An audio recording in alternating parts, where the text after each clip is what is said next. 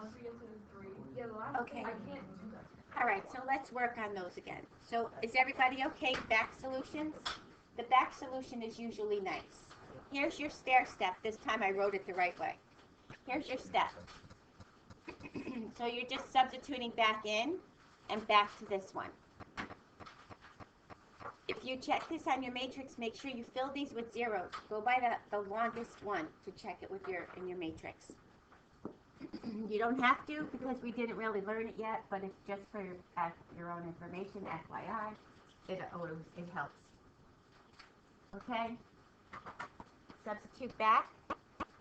Usually these are pretty nice. Stop me if you have any questions. Okay, so now, let's look at this guy. Who is he missing? A Y. So from these two, what do I have to eliminate? Y. If I eliminate X, excuse me, if I eliminate X from this, I'm left with a Y and a Z. This is left with an X and a Z. Again, remember, one equation, one variable. Two equations, two variables that are the same. Three equations, three variables. So you got to get down to the same two variables. This kind of came out to eliminate nicely. When we added it, it eliminated the y's. Okay, this is what I want. I want the coefficients to be the same number, and I want the signs to be opposite. So when I add them down, a -2 plus a +3, a -1 plus a +1, a -12 plus a +12, they will cancel out. So now I get to this part. So I have two equations to work with. This has an X and a Z, this has an X and a Z. So I combine them again. I'm adding down. If I add this together, this does not eliminate. So I need these to be the same and be the opposite sign. Two choices. You could do this by a -1. That works well. You could multiply this by a 2 so that a +2 and -2 work. I tend to stay away from the negatives because there's so much work all the time around these things that little negative sign, especially with my sloppiness, gets lost. So I tend to stay away from negatives, but that whatever you do, a -1 here works absolutely fine. So now, look what's happening. My z's will cancel out. So I get x is equal to 1. Now I have to go to an equation that has an x and one more variable. So I would go back to this one, just because that's the given. I could go back to this one, and normally, God bless you, and normally if these all three had all three variables, I would have to go back to one of the ones I condensed. So I go back to this one, I substitute in my x, I solve for z. Now I got a z. Now I can go back to one of these guys. Take the easier one. I took the top one, and I solved for y. Okay, these were nice. But what you have to remember is, every time you choose to eliminate a variable, you have to eliminate the same variable. Otherwise, you're stuck with no place to go.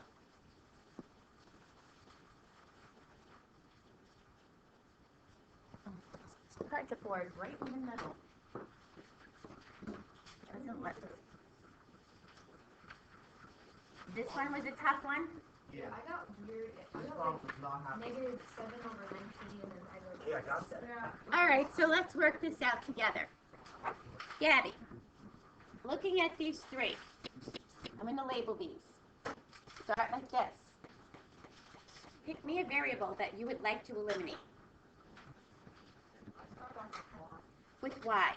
Now I like the y because the y has a positive and two negatives. Is that what you were looking at? So we want to look at the coefficients. If you didn't get this, guys, do this with me. Yes, there are multiple ways to do this, but if you didn't get it, let's work it together. So if I add the first two, shouldn't y eliminate? So here's my first two.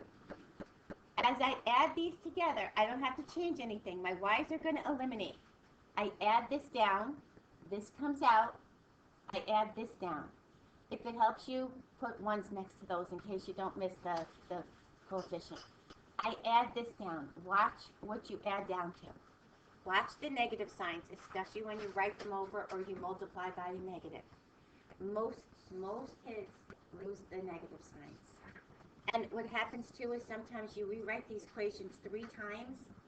You know, when you rewrite something, you think you wrote it the same way. So when you rewrite it, in your mind, you're saying that's -4.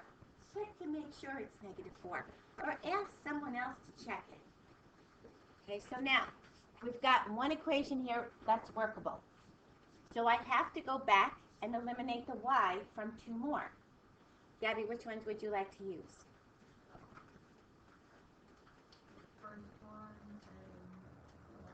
The last one. Okay, so Gabby picked the first one and the last one. Why did you pick the first one and the last one? Okay, so it doesn't match the 4, but this is a positive, this is a negative. So automatically I have opposite signs, which helps me eliminate, right? So if I can get this guy to be a 4, I can eliminate it, right? So I write these down, write them out, then I multiply this last one, number 3, by a... Oh, I didn't do yours. Okay, so I'll do this one. So Gabby picks the first one and the last one.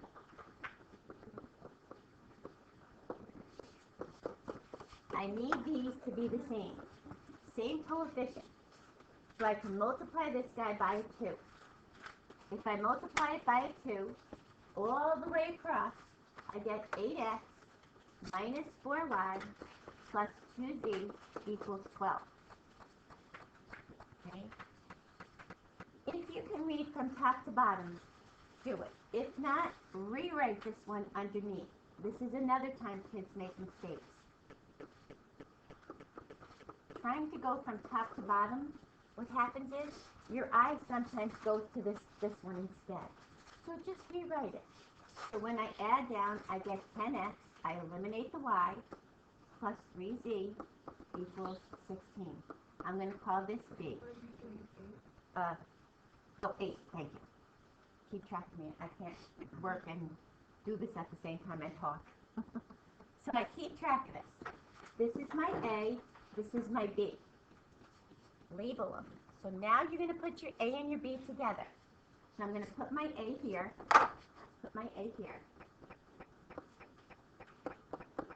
and I'm going to put my B right underneath it. Okay. Now it's not looking so great. So I look at my coefficients. I need them to be the same, but I need them to be opposite signs.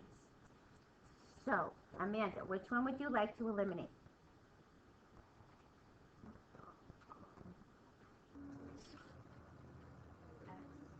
Okay, so now, this is what I look at. The 7 and the 3. If I multiply this by a 3 and this by a 7, one a negative, then I'm good. 4 and the 10. I could do the 10 and the 4, or find the first common multiple. Or do they both go into first? So does 4 go into 10? Does 4 go into 20? So I could multiply this by 5 and this by 2, and one of them has to be a negative. So the choice is yours. So what do you want to go with? You want to do the z? Okay. So we're going to multiply this guy by 3, this guy by 7. Which one do you want to be negative? The bottom one. So all the way across, 12x plus 21z equals 27. All the way across, negative 70x minus 21z equals negative 56. Now I eliminated the z, just like we wanted to. So I do this, and I get negative 58 is equal to negative 28. Is that right? No. Negative 29? Negative 29. So now I divide by, I know why you guys didn't like this, it has a fraction in it. I divide by negative 58. And I get x is equal to negative divided by negative is a positive.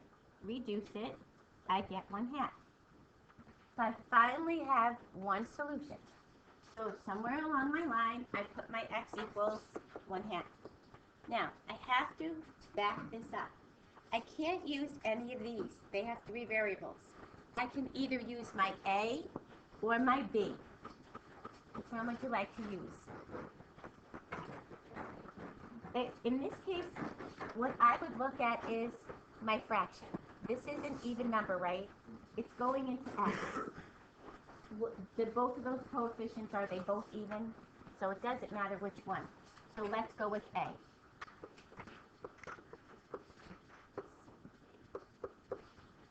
So 4 times 1/2.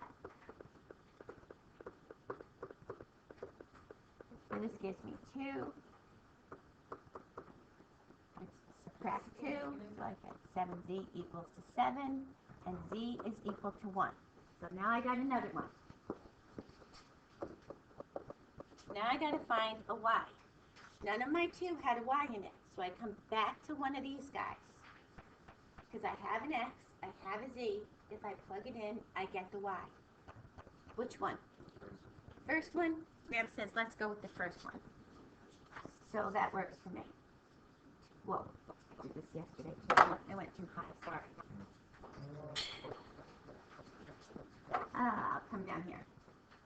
2x plus 4y plus z equals -4. So I have my x. I don't know my y. I have my z. So this is going to give me 1 plus 1 is 2 minus 2. This will give me 4y is equal to -6. Divide by 4. And this becomes -3/2. Just reduce them. Make sure you reduce them. Now, I should check this. I use the first one to come out with that extra variable. Go to either one of these 2. Either one. Just plug it into your calculator. 2 parentheses 1/2 minus 4 parentheses -3/2 plus 6 parentheses times 1. Enter. It should be 13. Use one of the ones you didn't use to get that third variable. And check. There's a number of ways to do this. If you didn't do it this way, it's not wrong. There's many ways to do this. That's why grading these is a nightmare. Yes. Sure. Okay, so let's put it in your matrix. All right, so second matrix. Go to edit. It's rows like this, then columns. But if you do it backwards, you'll notice it right away. So I've got 3 rows. I have to put this in. 3 rows, 4 columns. You've got your variables and your constant. You have to do the whole thing. Otherwise, without your constant, you can't find a solution, right? So now, if I notice that this had 4 instead of 3, that means I just put it in backwards. Just go up there and switch it around. All you got to do is go to the original, make sure they're lined up, and just keep entering. Just keep entering the whole thing in. Okay? Key to this is, when you're done, you go second, quit. You have to say quit. Then you come back to matrix, go to math, because we've got to do a calculation, go to RREF. This stands for Reduced Row Echelon Format. And hit this, then go to matrix, and just hit wherever you put this, wherever the thing is that you put it. You can keep writing over the same one. You can put them in different ones. And then you get your answer. What you're going to notice is this. You're going to see this line like this. And then these will be your answers. So it's like binary. So your X, Y, Z. X is on, this is your answer. Y is on, this is your answer. Z is on, this is your answer. If you get a decimal on this, if you do this and get a decimal, and in this one you will, just go to math while you're sitting with your matrix. Go to math and just say fraction. And it'll convert them all to fractions. Because these were not bad, they terminated. But on non-terminating ones, you want to go back to your fractions. When you're, just say math, just say enter, enter. it'll turn it back to a fraction. I didn't enter my whole matrix. This calculator takes too long. Okay? These take some time to get used to. They're not, they're not hard, but they're time consuming. Okay, so again, we look at these and we say, I like to eliminate something. I tend to go where my positives and negatives are. So I like the kind of the z. So if I took this and this, I could multiply this by 2, eliminate my y. If I took this and this, I can multiply this by 3, eliminate my y. Whatever you choose to do works for me. You can do these, the z's, they're also different. You can do these guys, only you're multiplying this guy both times, either by a -2 or by a -3. Use the same one twice, and just use it with the other pair. Whichever way you do is fine. Now, when you come back here, you eliminated these, the same situation we had yesterday, and we came down to one equation that was equal to 2 different things. X cannot be equal to 2 different things. So there's no solution to this one. This one looks weird because you get all the way down here and you say, what? But if it's equal to 2 different things, whether it's X or Y or whatever it is you eliminated and you find 2 different equations, it can happen. So say no solution. Now I think on your matrix, it doesn't do the 1, 1, 1. It does like 1 something or other. It doesn't have the 1, 1, 1 slant. Okay. And the last one, this one was a doozy, right? I got no solutions. I didn't know that. I didn't have it. Okay, so I got a lot of bad looking numbers there. All those numbers, well, most of those numbers are prime numbers except for the 9. Most of them are prime, so it's going to be a lot of multiplying. So I'm just going to help you set this up and walk you through, and then you're going to work on that later. But your goal is to eliminate one. Just pick one. None of these are pretty. So who didn't get an answer to this? You got a wrong answer? Okay, Amani, what would you like to eliminate?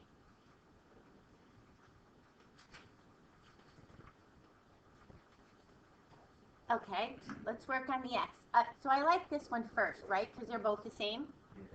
So let's take this guy and eliminate the X.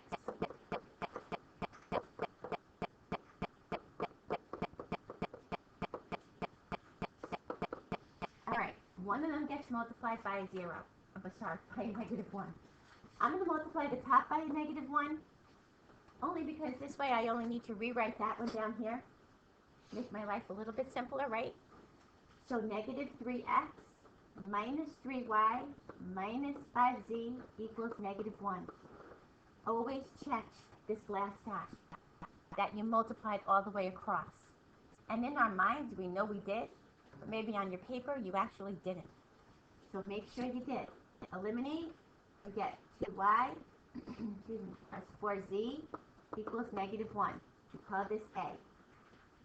I need to get my a back again, right? All right, now, we're going to do this again. Now it's not so pretty. So Chris, pick me 2 equations. Which one would you like to eliminate the x with? First and the third. So we're going to take the first one. And we're going to take the third one. And what did you multiply by?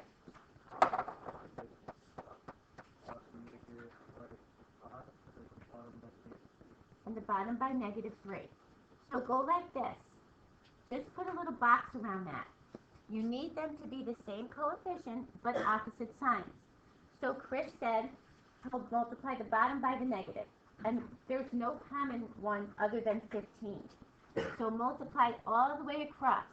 15x plus 15y plus 25z. Multiply all the way.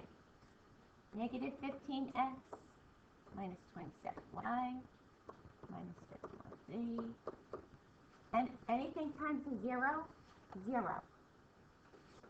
So now I eliminated my x. So this gives me negative 12y.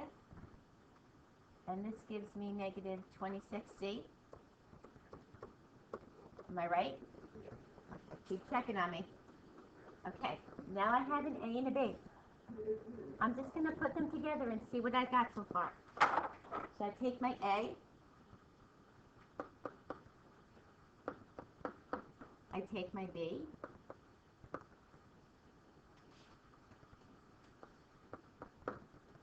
Again, I got a mess. So I look at my coefficients. This is what I have to work with. Which one looks simpler to work with? The y. Because 4 and 26, it doesn't go in there evenly. Probably will take me a little while to find the multiples. But can I multiply something by 2 to get negative 12? I mean to get a 12 so I can cancel out my negative 12. Good. So I'm going to multiply the top one by what? 6. And bring it right down here. Okay. Sorry. Nope, positive because this is a positive, this is a negative. So you want it to stay positive. All the way across, you're multiplying. Okay. You want this to be the opposite sign. And the signs were already opposite, so don't use the negative. So now I can eliminate my y's, and I get negative 2z is equal to negative 1. Divide by a negative 2, and z is equal to 1/2. And now what do I do with that? Which equation should I go to? A or B? I can only go to A or B. I can only go to one of these guys. This one looks pretty bad, so I think I'll go to the A. So 2y plus 4z equals negative 1. You found the z. Just plug it in. So 2y plus 2, subtract the 2, divide by 2. Okay, and you still got a fraction, yes, but they're not so bad. Now go to the first one of the original 3, and plug it in and find your last one. Okay? Yes. So when we came to A and B, that was right here. We took A and B. This is my A. This is my B. So when I'm looking at this, I notice that my y's are positives and negatives already. And I only have to multiply this guy. If I did my z, they are positive and negative, but there's nothing I can multiply 4 by to get 26. So I'd have to say double 26, 52. Does it fit into 52? Yeah, 4 would fit into 52, so I'd have to multiply this and this. So the y is a lot easier to eliminate. Is it wrong if you do the z? Absolutely not. Is it wrong if you multiply this by 26 and this by 4? Absolutely not. Your numbers are just bigger. Okay? And again, I think this is your first one, right? I'm going to set it up. I need it quiet. Okay, let's set this up. I want to work on the interest parts. That's going to be the hard one. All right, so a candy recipe calls for, and remember, we're going to use as many variables as we have unknowns. So try not to like jump ahead and do it in one variable, like try to use the 2 variables. So a candy recipe calls for 2.25 times as much brown sugar as white sugar. God bless you. So right away we see we have brown sugar and white sugar. So the first thing I want you to do is just set up a let statement. Everything gets a let statement. So let the white, God bless you. Thank you. Let the white sugar equal x. Let the brown sugar equal y. Does it matter if I set my white sugar equal to y and my brown sugar equal to x? No. It's your problem, your let statement. So at the end, when you find x and you bring it back to your let statement, you will get the same exact answer. Okay, if 23 ounces of sugar are required, how much of each type is needed? So if 23 ounces of sugar are required, give me an equation. X plus Y equals 23. Good. Now, I have two variables. I need two equations. So I go back and I look and I say, oh, 2.25 times as much brown sugar as white sugar. How do I say that? So first of all, who has more? Brown sugar or white sugar? Brown. So brown is my Y. White is my X. So which one do I have to multiply by 2.25? So let's look at that. 2.25y is equal to x. So who's getting more in this case? White sugar. So what's my statement have to say? 2.25x equals my y. Okay, let's think about this. It calls for more brown sugar than white sugar, right? Let's take the 2.5 out of here. It calls for twice as much brown sugar. So if I took my brown sugar and I multiplied it by 2, is that going to be equal to my x, my white sugar? I want to take my white sugar and multiply it by 2. Then, okay, so what? Let's put some numbers in here. Say my white sugar uses 5 pounds of white sugar. How much, if I plug in this, will my brown sugar use? 10 pounds, which is twice as much as my white. So be careful of these statements, because what you think you're multiplying, you gotta say first to yourself which one's going to give me more. So you got to take that and multiply it by the smaller one to get the larger one. So now with this, can I just substitute in for y and solve?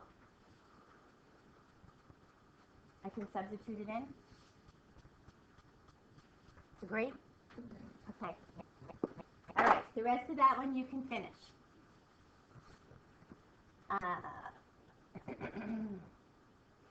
Let's take a look at this guy. We might not get to the interest ones. We'll do the interest ones tomorrow. I don't know how many interest ones you have. Probably a lot. Okay.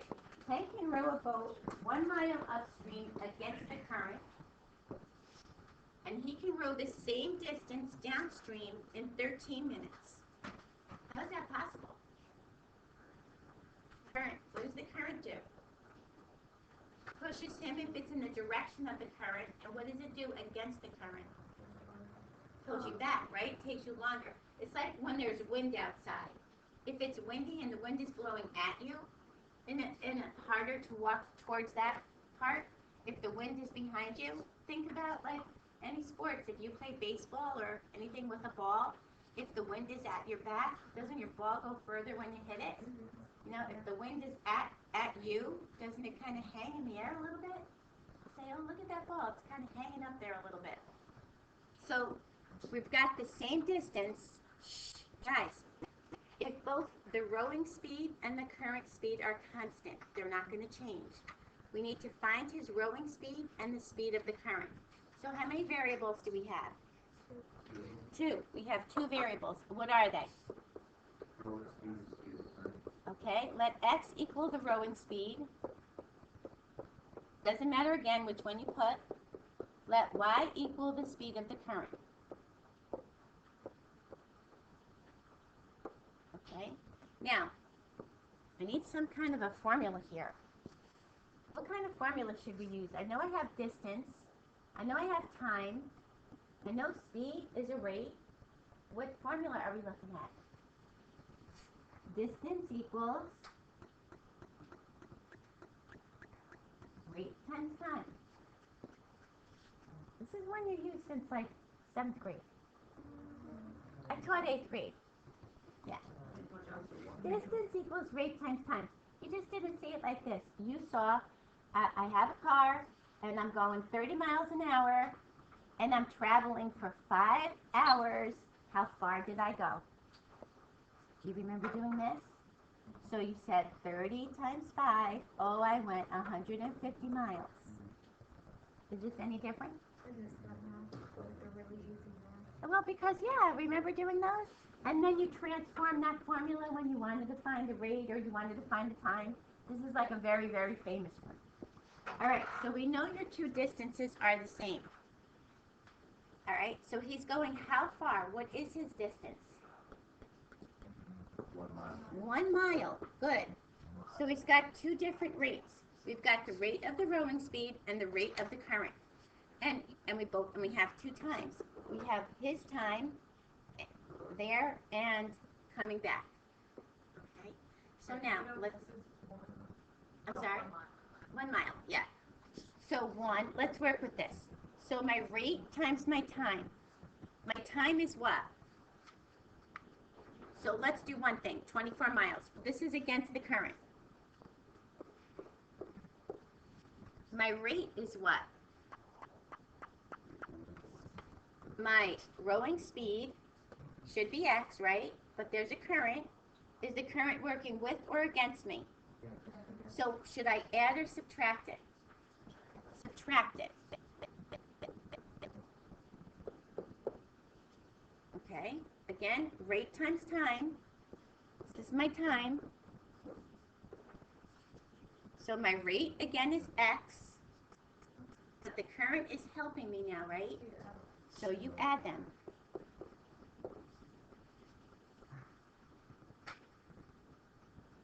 So now, just distribute, let's just distribute this and make it a regular problem. 24x minus 24y, and 1 equals 13x minus 13y. Any suggestions on how to solve this? Yes, it would. Thank you. Any suggestions on how to solve this? What would you like to eliminate, the x or the y?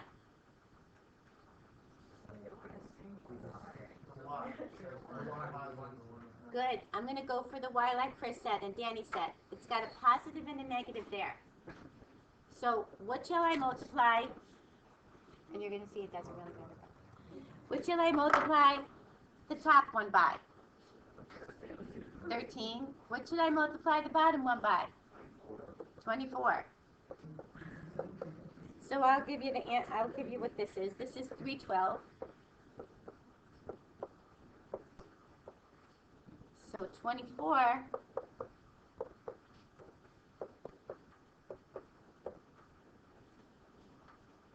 right? So now we just eliminated the y.